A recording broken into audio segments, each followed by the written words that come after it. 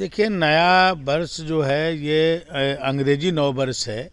ये अंग्रेजी नव वर्ष है, ये कोई अनिवार्य नहीं है कि कोई भी इसको मनाए या न किसी के लिए रोक है। ये जैसे भारतीय नव वर्ष भी नहीं है, ये भारतीय भी नव वर्ष संवत के अनुसार चलता है। ये अंग्रेजी नव वर्ष है, तो ये कोई ज़रूरी नहीं है कोई मनाए ये सब और कोई न मनाए, न किसी के लिए ज़बरदस्ती है। ये तो स्वेच्छा से है, ये कोई ज़रूरी थोड़ी है कि नव वर्ष मनाना ही है। लेकिन ये तो लोग मनाते हैं, ये उनकी अपनी निजी राय है। ये सही है कि देखिए, बांग्लादेश में एक बार नहीं हर बार जो है वहाँ जो हिंदुओं के ऊपर अत्याचार होता रहा है और इस पर सख्त कार्रवाई होनी चाहिए। और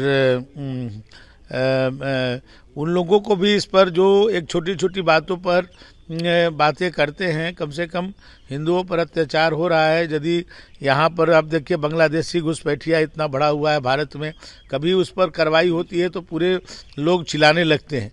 कम से कम इस इशू पर भी तो उनको बोलना चाहिए कि अत्याचार हो रहा है और इस पर जो है इस पर रोक लगनी चाहिए। देखिए, आरएसएस की तो तारीफ जो है पंडित जवाहरलाल नेहरू जी भी करते थे।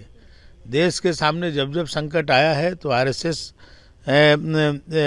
आगे बढ़ कर के देश के लिए काम किया है।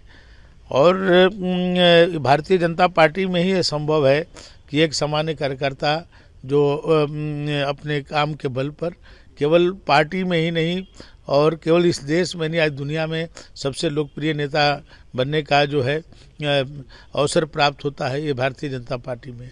बाकी पार्टियां तो परिवारवाद, वंशवाद से घिरी हुई हैं।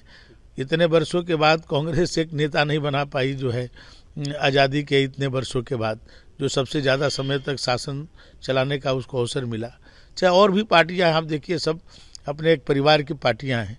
कहीं किसी कार्यकर्ता की पार्टी है तो केवल भारतीय जनता पार्टी है कि यहाँ हर कार्यकर्ता पार्टी के सर्वोच्च पद पर जाने का सपना देख सकता है और बन सकता है और बनता है। कांग्रेस पार्टी क्या कह रही है, धीरे धीरे देखिए ये आज कांग्रेस पार्टी समाप्त हो रही है।